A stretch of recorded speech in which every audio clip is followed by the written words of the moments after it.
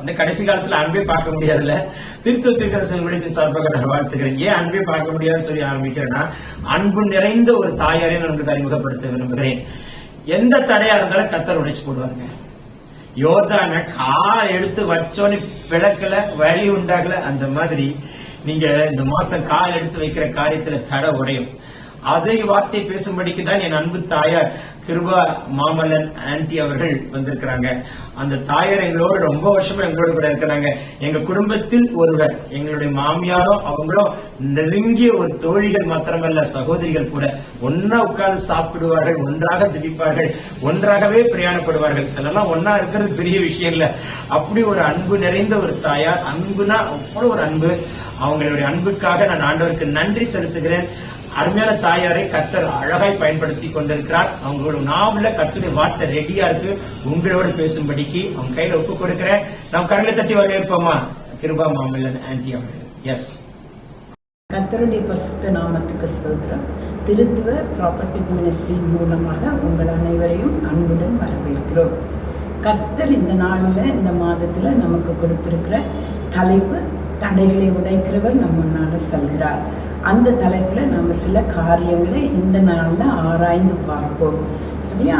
நான் அந்த நமக்கு கொடுக்கப்பட்ட வசனமானது மீகா 2ஆம் அதிகாரம் 13ஆம் வசனத்தில் இருக்கு. அதை தடைகளை நீக்கி போடுகிறவர் அவர்களுக்கு முன்பாக நடந்து போகிறார். தடைகளை நீக்கி போடுகிறவர் அவர்களுக்கு முன்பாக நடந்து போகிறார். ஸோ நமக்கு முன்பாக நம்ம இயேசு சுவாமி தடைகளை நீக்கும்படியாக முன்னால செல்வார். ஆனால் நம்ம இயேசு சுவாமி தடைகளை நீக்குகிறவர். தடைகளை உண்டாக்குவாரா? கண்டிப்பாக தடைகளை உண்டாக்க மாட்டார். தடைகள் ஏன்னா அவருக்கு என்னன்னா, கர்த்தருக்கு நம்ம ஆசீர்வதிக்கிறது தான் அவரோட பிரியம்.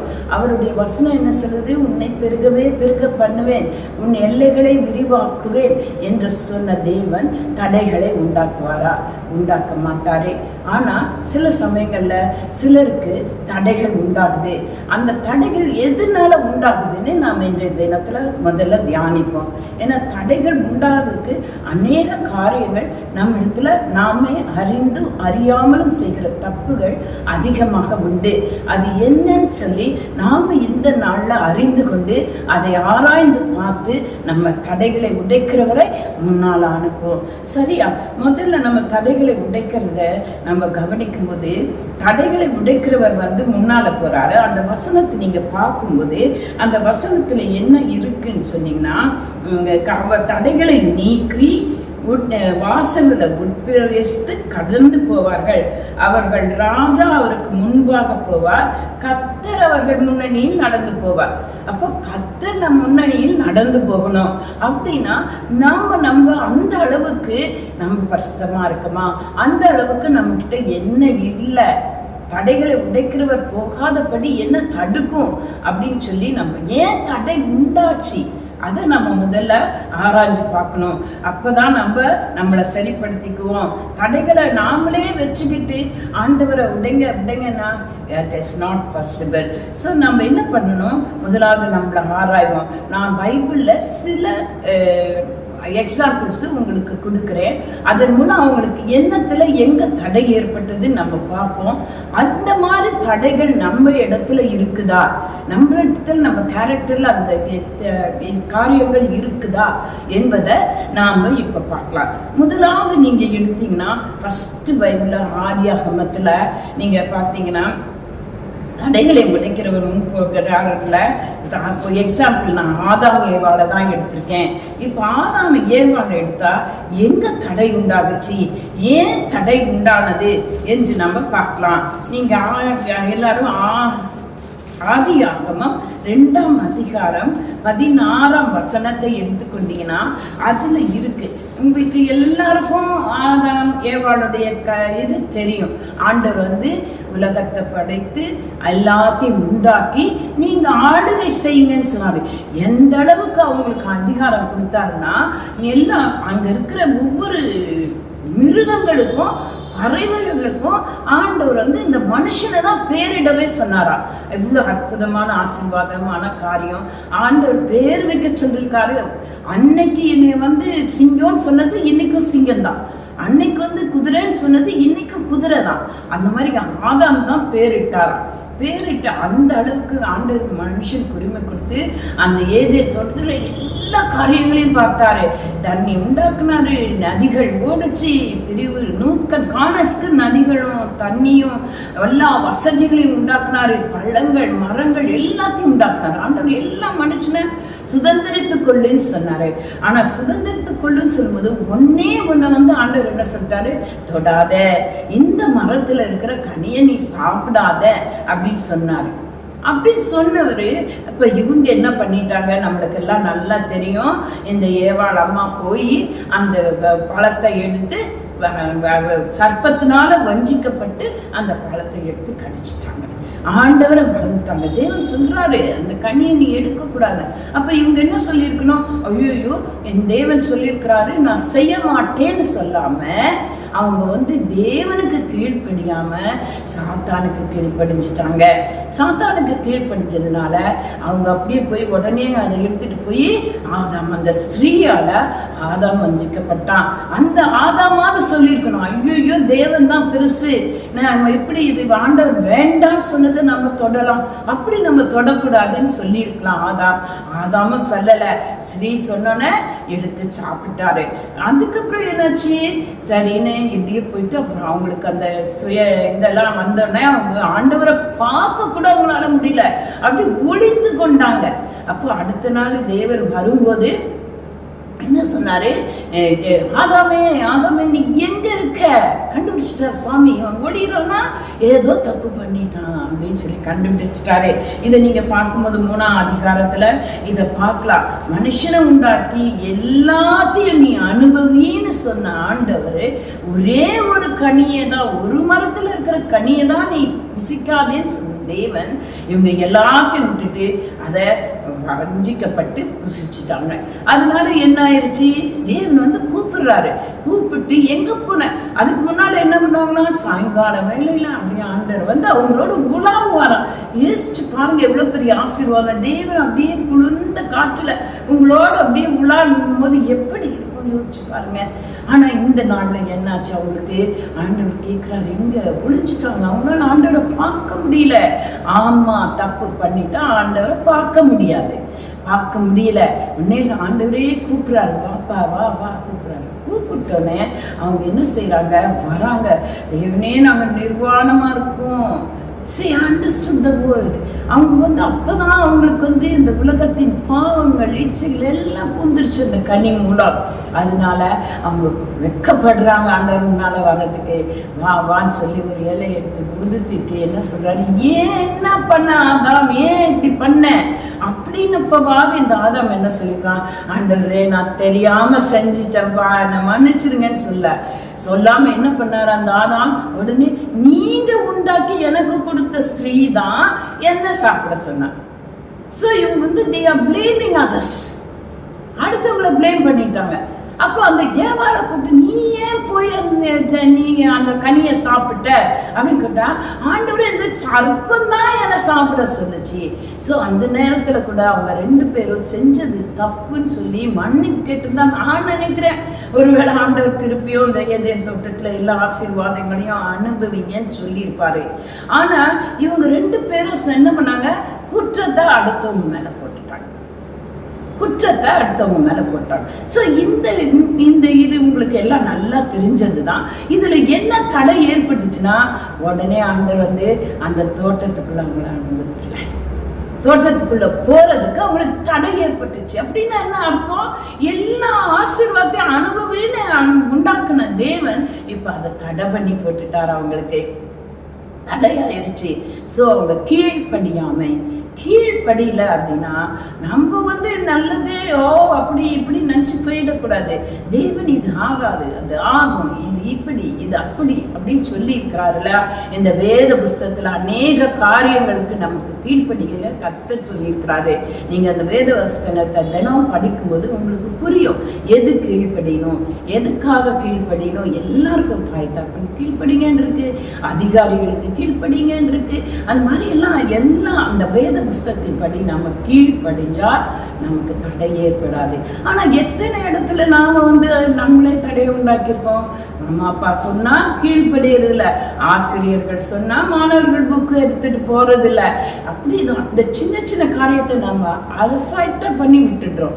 இல்ல, ஒவ்வொன்றும் இட் இஸ் கவுண்டபிள், ஒன்னொன்னையும் ஆண்டவர் எண்ணி வச்சிருக்கிறாரு. அதனால நம்ம எந்த இடத்துல ஒரு சாதாரண இந்த இடத்துல எப்படி போயிடலாம் அப்படின்னு நினைச்சலாம் போகக்கூடாது. கீழ்ப்படியாமை முதல்ல. இதே இல்லஸ்ட்ரேஷன், இதே ஆதாம் ஏவாளே என்ன பண்ணிட்டாங்க, குற்றத்தை ஒத்துக்கொள்ளாம அடுத்தவங்க மேல போட்டுட்டாங்க. குற்றத்தை ஒத்துக்கொள்ளாம அடுத்தவங்க மேல போட்டாங்க.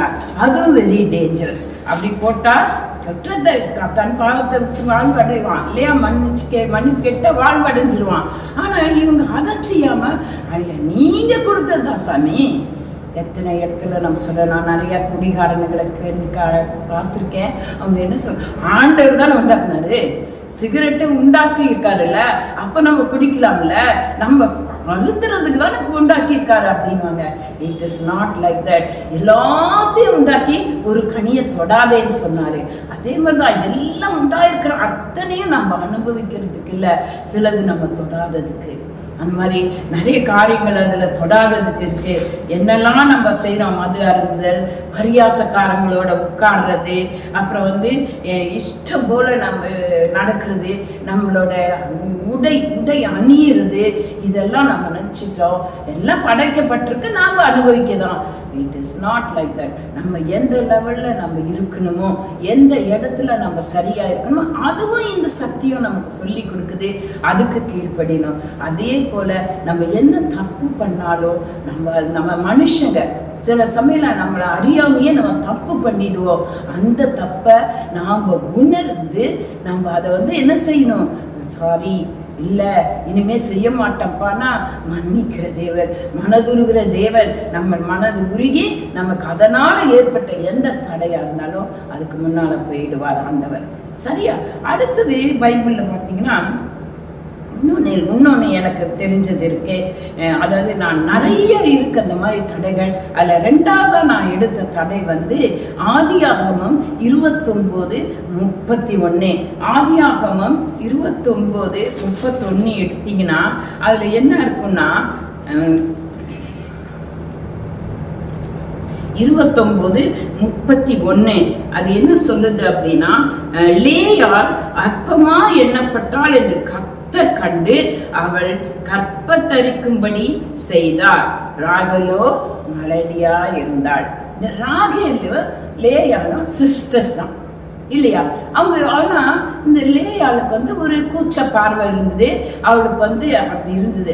அதனால ஓன் சிஸ்டர் என்ன பண்றாள்னா அவளை அற்பமா நினைச்சிட்டா, அற்பமா சொல்லிட்டா. நீங்க அப்போ அவளுக்கு சட்டையே பண்ண மாட்டா. அவளுக்கு இந்த கோலை இருக்கு, இந்த தப்பு இருக்கு, இது இல்ல, அவ நல்லா இல்ல, அவ அழகா இல்ல, அவ கண்ணு சரியில்லை அப்படின்னு அவளை அற்பமா எண்ணிட்டா. ஒரு மனுஷியாவே நினைக்காம அற்பமா என்னதுனால அவளை ஆசீர்வதித்த தேவன் ராகேல் அற்பமா எண்ணினா. அதனால அந்த ராகேல ஆண்டவர் என்ன செஞ்சிட்டாரு, மலடியாக்கிட்டாரு. கற்பம் தரிக்கிறதுக்கு தடை உண்டாயி போயிடுச்சு. எதனால கற்பம் தரிக்க தடை உண்டாச்சு? தன் சொந்த சகோதரியை அற்பமா எண்ணினாள். எத்தனை பேர் அப்படி செய்யறோம்? நம்ம ஃப்ரெண்ட்ஸ, நமக்கு கூட இருக்கிறவங்கள எவ்வளவு அற்பமா என்றோம். முதல்லலாம் ரொம்ப க்ளோஸா இருப்போம், ரொம்ப ஃப்ரெண்ட்ஸா இருப்போம். கொஞ்சம் நம்ம ஸ்டேட்டஸ் உயருதுன்னு வச்சுக்கோங்களேன், அப்ப உடனே என்ன செஞ்சிருவோம், நம்ம கூடயே இருந்தவங்கள அற்பமா, அவங்களுக்கு என்ன ஐயோ வேண்டாம், அவங்க வேண்டாம், நம்ம ஸ்டேட்டஸ்க்கு இது ஒத்து வராது, அவங்க நம்ம சொந்தக்காரங்கன்னே சொல்லிக்க கூடாது. இல்லையா? நான் கேள்விப்பட்டிருக்கேன் ஒரு குடும்பத்துல அப்படிதான் சொந்த சகோதரனையே சகோதரன் சொல்லிக்க விரும்பல. ஏன் சொன்னீங்கன்னா, அந்த இவங்க வந்து நல்ல ஸ்டேட்டஸ்ல வந்துட்டாங்க, அவங்க ஒரு தாழ்ந்த நிலைமையில இருக்காங்க, கெட்ட பழக்கத்துக்குள்ள போயிட்டான். அதனால அவனை சொந்த சகோதரன் சொல்றதுக்கே அவங்களுக்கு வெக்கம் ஆயிடுச்சு. அந்த மாதிரி எல்லாம் இருக்காங்க. அந்த மாதிரி இருக்கக்கூடாது. நீங்க அப்படி அழிந்து போறாங்களா, அவங்க சரியான குணம் இல்லாம இருக்காங்களா, அவங்களுக்கு நீங்க ஜெபிக்கலாம். ஆனா அவங்கள வந்து அற்பமா எண்ணக்கூடாது, அவங்கள குட் ஃபார் நத்திங்னு நினைக்க கூடாது. ஸோ அற்பமா எண்ணினா ராகேலுக்கு என்னாச்சு, அழகு அப்படி. ஆனா அந்த லேயால் அப்படி இல்லை, அதனால அற்பமா எண்ணிட்டா. ஆனா ஆண்டவர் என்ன பண்ணிட்டாரு, தடையை உண்டாக்கிட்டாரு. கற்பம் தரிக்கிறதுக்கு தடை உண்டாயிடுச்சு. யாருக்கு? ராகேலுக்கு. அப்புறம் இந்த ராகேல்கிட்ட இன்னொரு குணம் இருக்கு. அது வந்து ஆதியாகமம் 30:1 படிச்சீங்கன்னா, ராகேல் தான் யாக்கோபுக்கு பிள்ளைகளை பெறுவதை கண்டு தன் சகோதரியின் மேல் பொறாமை கொண்டாள். சோ அடுத்த கேரக்டர் என்ன? பொறாமை. ராகேல் வந்து என்ன பண்ணா, சகோதரி இடத்துல பொறாமை கொண்டாள். அப்ப பொறாமை கொண்டாலும் என்ன ஆகாது, தடை ஏற்படும். சோ பொறாமை இருக்கக்கூடாது. அதுக்கப்புறம் அற்பமா எண்ணக்கூடாது. அதுக்கு முன்னால என்ன பட்டோம், தன் குற்றத்தை உணர்வடையாம அடுத்தவங்க மேல போடக்கூடாது. அதுக்கு என்ன அர்த்தம், கீழ்ப்படிதல். முதல்ல கீழ்ப்படிதல் வேணும். இப்படி ஸ்டெப்பா இத்தனை காரியங்கள் இருக்கு. அப்போ தேவன் என்ன பண்ணிடுவாரு, கற்பத்தை அடைச்சிருவாரு. அந்த மாதிரி ஒரு தடை இல்லைன்னா அவரே ஆசீர்வாதமா இருங்க, அனுபவிங்கன்னு சொன்ன காரியங்கள் நமக்கு அனுபவிக்க முடியாம போயிடும். நமக்கு நம்மளுடைய முன்னேற்றத்துல, நம்முடைய வாழ்க்கையில மேல வரத்துக்கு ஒரு தடை ஏற்பட்டுரும். அப்புறம் வெக்கம், அவமானம், நிந்த எல்லாத்தையும் அனுபவிப்பாங்களே. இப்ப ராகேலுக்கு எப்படி ஆச்சு, அழுறா, கடைசியில ரொம்ப துக்கப்படுறா. அவங்க ஹஸ்பண்ட் போய் சொல்றா, ஐயோ எனக்கு பிள்ளை பிறக்கலையே. அப்ப ஆண்டவரே தடை பண்ணிட்டா நான் என்ன செய்ய முடியும்? ஆண்டவரே தடை பண்ணிட்டா ஒன்னும் செய்ய முடியாது. ஆனா ஆண்டவர் தேவன் வந்து மன்னிக்கிற தேவன்கிட்ட நீங்க உங்களை ஆராய்ச்சி பாருங்க. என்ன இதுல இல்ல, என்ன இதுல இருக்கு, என்கிட்ட நான் என்ன தப்பு பண்ணிட்டு இருக்கேன், ஏன் இந்த காரியம் முன்னேறி போகவே இல்லை, ஏன் இந்த காரியம் இந்த இடத்துல ஸ்டாப் ஆயிடுச்சு, வைன்னு கேட்டு நீங்க ஆண்டவர் இடத்துல ஜெபிக்கும் போது அதுல ஆண்டவர் வெளிப்படுவார். இந்த காரியத்தினாலதான் உனக்கு, இதனாலதான் இப்படி ஆயிடுச்சுன்னு. அப்போ நீங்க மன்னிப்பு கேட்டா தடைகளை உடைக்கிற தேவன் வந்து முன்னால போயிடுவாரு. சரியா? அப்போ பொறாமப்படக்கூடாது, அற்பமா எண்ணக்கூடாது. அடுத்த ஒரு எக்ஸாம்பிள் பார்க்கலாம். அந்த எக்ஸாம்பிள் என்னன்னா, லூக்கா 1:20. நீங்க உங்க பைபிளை திறந்துக்கோங்க. உங்க பைபிள்ல நீங்க பாருங்க, படிங்க. அதெல்லாம் படிக்கும் பைபிளை நம்ம நல்லா ஆராய்ச்சி படிக்கும்போது தான் நமக்கு இதெல்லாம் நல்லா விளங்கும், இதெல்லாம் புரியும். நம்ம கண்ணாலேயே நம்ம வசனங்களை பார்த்தாதான் நமக்கு அது நல்லா தெரியும், மனசுல பதியும். அதனால நம்ம என்ன செய்யணும், உங்க பைபிள் எல்லாம் திருப்பிக்கோங்க. லூக்கா 1:20 எடுத்தீங்கன்னா அதுல ஒரு இன்சிடென்ட் இருக்கு. அதுல என்ன இருக்குன்னா, வார்த்தையில தடைப்பட்டுருச்சு. அங்க வந்து எலிசபெத்துக்கும் சகரியாவுக்கும் இல்லையா என்ன ஆயிடுச்சு, படிச்சு பார்த்தீங்கன்னா தெரியும். இதோ தகுந்த காலத்தில் நிறைவேற போகிற என் வார்த்தைகளை நீ விசுவாசியாமல் போனபடியினால் அப்படின்னு சொல்லு. அப்ப தகுந்த காலத்துல ஒரு தீர்க்க தரிசனம் சொல்லப்பட்டது. இவர் ஆசரிப்பு, சகரியா வந்து ஆசரிப்பு கூடாரத்துல அவர் வந்து ஆண்டவரை தொழுது கொண்டிருக்கும் போது, வர்ஷிப் பண்ணிட்டு இருக்கும்போது தூதன் வந்து நின்று என்ன சொல்றாரு, தகுந்த காலத்துல உனக்கு ஒரு பிள்ளை பிறக்கும் அப்படின்னு சொல்றாரு. ஆனா இவரால நம்ப முடியல, இவரால அந்த வார்த்தைய நம்ப முடியல. தூதன் அவன் நோக்கி, நீங்க இங்க பாத்தீங்கன்னா தெரியும் வசனம், அதே அதிகாரத்துல 13ஆம் வசனம் பாத்தீங்கன்னா தெரியும். தூதன் அவனை நோக்கி, சகரியாவே பயப்படாதே, உன் வேண்டுதல் கேட்கப்பட்டது, உன் மனைவியாகிய எலிசபெத் உனக்கு ஒரு குமாரனை பெறுவாள், அவனுக்கு யோவான் என்று பெயரிடுவாயாக என்று இருக்கு. அப்போ யோவான் என்று பெயரிடுவாயாக என்று தூதன் சொல்லிட்டான். ஆனா இந்த ஆசரிப்பு கூடாரத்திலே தேவாலயத்திலேயே இருக்கிற இந்த மனுஷனால அதை நம்ப முடியல. உடனே சந்தோஷப்பட்டான், மகிழ்ச்சி அடைஞ்சான். ஆனா என்ன சொன்னான், அதெல்லாம் கடைசியில எல்லா சொல்றாங்க, அவன் குடிக்க மாட்டான், கட்டுப்பட மாட்டான், சில காரியங்களை சொல்றாங்க. அப்போ 18ஆம் வசனத்தை பார்த்தீங்கன்னா, அப்பொழுது சகரியா தேவதூதனை நோக்கி, இதை நான் எதினால் அறிவேன்? நான் கிழவனாய் இருக்கிறேன், என் மனைவி வயது சென்றவளாய் இருக்கிறாள் அப்படின்னு சொல்றாங்க. அப்போ இவன் என்ன சொல்ல, பிலீவ் பண்ண முடியல. நான் ஓல்டு, என் வைஃப் வயது சென்றவளா இருக்கிறா, நான் கிழவன், எங்களுக்கு எப்படி ஒரு குழந்தை பிறக்கும் அப்படின்னு சொல்றான். அந்த சந்தேகப்பட்டதுனால தேவதூதனே வந்து சொல்றான். அதனால ஆனா அவனால நம்ப முடியல. சந்தேகப்பட்டதுனால என்ன சொல்லிடுறாங்க, 20வது வசனம் பாத்தீங்கன்னா அதுல இருக்கு பாருங்க, இதோ தகுந்த காலத்துல நிறைவேறப் போகிற என் வார்த்தைகளை நீ விசுவாசியாதபடியினால் இவைகள் சம்பவிக்கும் நாள் மட்டும் நீ பேசக்கூடாமல் ஊனனாய் இருப்பாய். இப்ப எங்க ஆயிடுச்சு, பேசுறதுக்கு தடை வந்துருச்சு, ஊமையாயிட்டான் சகரியா. எது வரைக்கும், அந்த குழந்தை கற்பம் தரித்து அந்த குழந்தை வளர்ந்து அந்த குழந்தை பிறக்கிற வரைக்கும், அவன் பேர் விடுற அண்ணன் வரைக்கும் நீ பேச மாட்ட. சோ விசுவாசிக்க ஆண்டவர் நமக்கு நிறைய வாக்கு தத்தங்களும் வசனங்களும் கொடுக்கிறாரு, நாம விசுவாசிக்கல. சோ உன்னோட அவிசுவாசம் என்ன பண்ணும், பேச விடாது, உனக்கு வெட்கம் உண்டாயிடும். உன்னால இங்க வந்து சகரியாவை அப்படி பண்ணல, ஆண்டவர் கம்ப்ளீட்டா பேசவே விடல. அந்த நாள் வரைக்கும் நீ அந்த கிளீனா அந்த வசனம் சொல்லுது பாருங்க, என் வார்த்தைகளை நீ விசுவாசியாதபடியினால். சோ அவருடைய வார்த்தையை நம்ம விசுவாசிக்கலன்னா நமக்கு தடை ஏற்படும். சகரியாவுக்கு பேச்சே போயிடுச்சு. அப்புறம் நீங்க மேற்கொண்டு படிச்சு பார்த்தீங்கன்னா, எப்ப திரும்ப பேசுறான், திருப்பியும் ஆண்டவர் வந்து அந்த குழந்தை பிறந்து பேர் வைக்கிற அன்னைக்கு எலிசபெத் கேட்குறாங்க, என்ன குழந்தைக்கு பேர் வைக்கலாம் அப்படிங்கிற. யோவான்னு சொல்ல, ஏன்னா சகரியாக்கு சொன்னது எலிசபெத் சொல்லியே இருக்க முடியாது, ஏன்னா அவனால பேச முடியாது இல்லையா.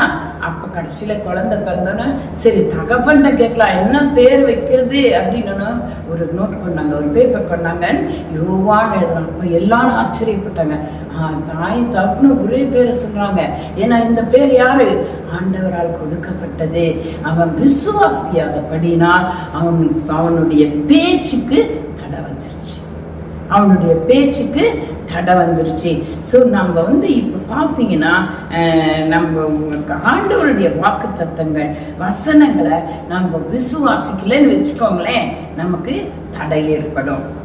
இப்போ எத்தனை காரியம் நம்ம பார்த்தோம், முதல்ல வந்து கீழ்ப்படியாம, ரெண்டாவது மச்சம் மேல குற்றம் சாட்டுதல், மூணாவது வந்து என்ன அற்பமா என்றது, நாலாவது என்ன பொறாமைப்படுகிறது, அஞ்சாவது என்ன அவிசுவாசம். இதுதான் நான் எடுத்திருக்கேன், இன்னும் நிறைய இருக்கு. இதுல இந்த மாதிரி கேரக்டர்ஸ் எல்லாம் நம்ம கிட்ட இருக்கா யோசிச்சு பாருங்க. சாதாரணமாவே நம்ம சர்வசாதாரணமா நினைச்சுக்கிறோம். நம்ம நினைச்சுக்கிறோம் பெரிய கொலை பண்றதுன்னா ஒருத்தர் எடுத்து வெட்டி கொன்னு போட்டாதான் கொலைன்னு நினைக்கிறோம். இல்ல, கொலைக்கு ஆயத்தப்படுத்திக்க நம்ம கோபம், நம்ம பொறாமை, நம்ம எரிச்சல் எல்லா கொலையில கொண்டு போய் விட்டுடும்.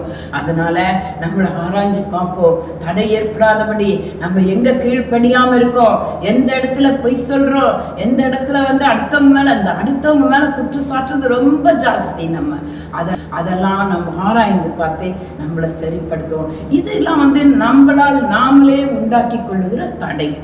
இன்னொரு தடை இருக்கு பாருங்க, தேவன் தடை பண்ணுவார், தேவனே தடை பண்ணுவார். எங்கன்னு பார்ப்போம், அது ஆச்சரியமா இருக்கு பாருங்க. யாத்திராகமம் 23:30, நீ விருத்தி அடைந்து தேசத்தை சுதந்திரிக்க கொள்ளும்படி அவர்களை கொஞ்சமாய் முன்னின்று துரத்தி விடுவேன். ஏன்ப்பா ஒரு தடை ஏற்படுது. அந்த தடை ஏற்பட்டு கொஞ்சம் கொஞ்சமா முன்னேறுது. நம்ம ஒரு ஸ்பீடை முடிச்சிடணும்னு நினைக்கிறோம். இப்பயே போய் நம்ம சத்துரு வந்து போவே மாட்டேங்கிறான். ஐயோ ஆண்டவரே எனக்கு தடையாக்காப்பா, என்னால தாங்கவே முடியல, இவன் எங்கேயாவது போயிடட்டுமே, இவன் எதையாவது செஞ்சிட்டுமே, எனக்கு ரொம்ப மனசுல கஷ்டம், என்னை ரொம்ப துன்பப்படுத்துறான் அப்படின்னு நீங்க உங்க சத்ருவை நோக்கி ஆண்டவர்கிட்ட விண்ணப்பம் கேட்குறீங்க. உங்க பக்கத்துலதான் நியாயம் இருக்கு, ஆனாலும் நியாயம் நடக்க மாட்டேங்குதே, ஒரு காலம் வர மாட்டேங்குதே, இதுல இருந்து நான் எப்பதான் விடுதலை பெறுவேனோ அப்படின்னு சொல்லி நீங்க ஊக்கமா ஆண்டவர்கிட்ட தினம் ஜெபிக்கலாம். தினம் உண்மையா இருக்கலாம் ஆண்டவர்கிட்ட. ஆனாலும் தடை ஏற்பட்டு கொண்டே இருக்குது. அது நிறைய பேர் எப்படி ஃபீல் பண்ணுவீங்கல்ல, எவ்வளோ நாளா நான் கேட்கிறேன் சுவாமி, எத்தனை தடவை நான் கேட்கிறேன் சுவாமி, ஏன் சாமி நீங்க செய்ய மாட்டேங்கிறீங்க அப்படின்னு நம்ம கேட்போம் நம்மளுடைய வாழ்க்கையில.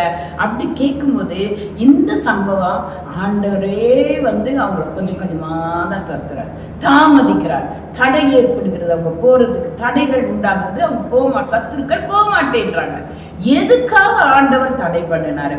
ஆண்டவர் தடை பண்ணா எப்படி இருக்கும்னு பார்ப்போமா? முதல்ல வந்து நீங்க இது அதுக்கு முந்தின வசத்தை பாருங்க. தேசம் பாழாய் போகாமலும் காட்டு மிருகங்கள் உனக்கு விரோதமாய் பெருகாமலும் இருக்கும்படி நான் அவர்களை ஒரே வருஷத்துக்குள் முன்னின்று துரத்தி விடாமல். நான் வந்து சீக்கிரமா துரத்தி விட்டுலாம், அந்த சத்துருக்களை சீக்கிரமா துரத்தி விடலாம். ஆனா நான் ஏன் துரத்துலன்றத அடுத்து சொல்றாரு. நீ விருத்தி அடைந்து, எதுக்காக நீ விருத்தி, நீ நல்லா ஃபிளரிஷ் ஆகணும். You have to become flourish. எல்லாம் உனக்கு எல்லா வசதியும் வரணும். நீ விருத்தி அடையிறதுக்கு தான் அந்த தாமதம்.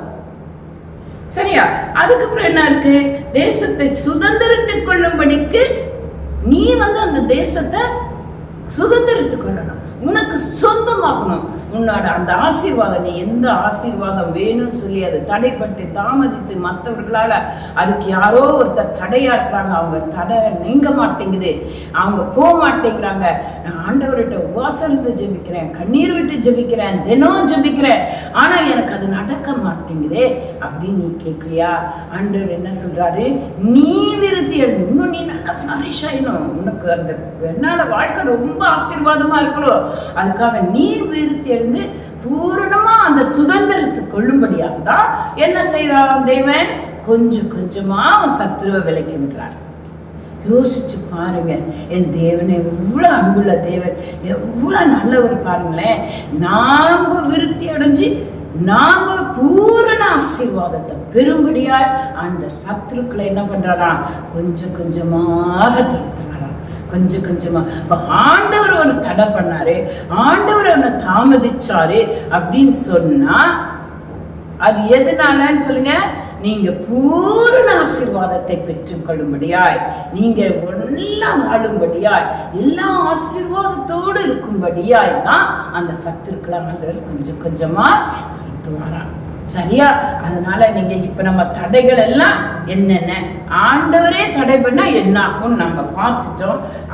ஆண்டவர் வந்து நம்ம தடைகளை நீக்கி நம்மளை பெருக செய்வார், நம்மளுக்கு வேண்டிய எல்லா கிருபைகளையும் தந்து நம்மளை ஆசீர்வதிப்பார். நம்மளை நாமே ஆராய்வோம், தடைகள் எப்படி ஏற்படுது, அந்த தடையே நான் எங்க வந்து பராமப்பட்டேன், யாரை நான் அற்பமா. நிறைய கிளாஸ்ல என்ன பண்ணுவாங்கன்னா கூட்டம் குடிக்கும், ஒரு குரூப் சில்ட்ரன் சேர்ந்துட்டு அடுத்த குரூப் மட்டம் தட்டுவாங்க. ஒரு பிள்ளை கொஞ்சம் வீக்கா இருந்தா அவளை கிட்ட யாரும் போக மாட்டாங்க. அப்படியெல்லாம் இருந்தா நமக்கு பின்னால வர ஆசீர்வாதங்கள் தடைபடும். ஆண்டவர் எல்லாம் ஆண்டவருடைய சிருஷ்டிப்பு, ஆண்டவர் அதுக்கு நல்லதுன்னு தான் சிருஷ்டித்தாரு, ஒன்னையும் கெட்டதுன்னு சிருஷ்டிக்கல, நல்லது சிருஷ்டித்த தேவன். அந்த நீங்க குறை பேச உங்களுக்கு ரைட்டே கிடையாது. அதனால யாரையும் குறை பேசாதீங்க, அடுத்தவங்க மேல தப்பு போடாதீங்க, அவிசுவாசமா இருக்காதீங்க. ஆண்டவர் வந்து உங்களை ஆசீர்வதிப்பார். அப்பதான் ஆண்டவர் தடைகளை உடைத்து போடுவார், முன்னால செல்லுவார். நீங்க உங்களை சரிப்படுத்திக் கொள்வதற்கு தான் அவர் தடை பண்ணி இருக்குது. அந்த தடையை நீக்க உங்க கையால தான் முடியும். நீங்க செபித்து அந்த தடைகளை நீக்கி கொண்டா அவர் முன்னால போய் உனக்கு பெரிய ஆசீர்வாதம் மாற்றத்தை உண்டாக்குவார். நம்ம ஜெபம் பண்ணலாமா? கர்த்தருடைய பரிசுத்த நாமத்துக்கு ஸ்தோத்திரம். ஆண்டவரே, இந்த நாள்ல நாங்க இந்த சத்தியத்தை உங்க கர்த்தர் சொன்னோம். நாங்க இதெல்லாம் தப்புன்னே நினைக்கிறது இல்லப்பா. ஒரு பரியாசக்காரங்களோட உட்கார்றது தப்புன்னு நினைக்கிறது இல்ல. நாங்க ஒரு சின்ன சின்ன கோபங்கள் அடைவது தப்புன்னு நினைக்கிறது இல்ல. ஒருத்தங்களுக்கு நல்லா இருக்காங்கன்னு நாங்க பார்த்து பொறாமைப்படுவது குறைன்னு எங்களுக்கு தெரியல. அதையெல்லாம் இப்போ நாங்கள் ஒப்பு கொடுக்குறோம்ப்பா. எங்கள் குற்றங்களை அடுத்தவங்க மேலே நாங்கள் போடாதபடி ஆண்டவரே, நாங்கள் கீழ்ப்படியாமல் வாழாதபடி கீழ்ப்படிஞ்சு உண்மையாக இருக்கும்படியா நீங்கள் கிருபை செய்யுங்க ஆண்டவரே.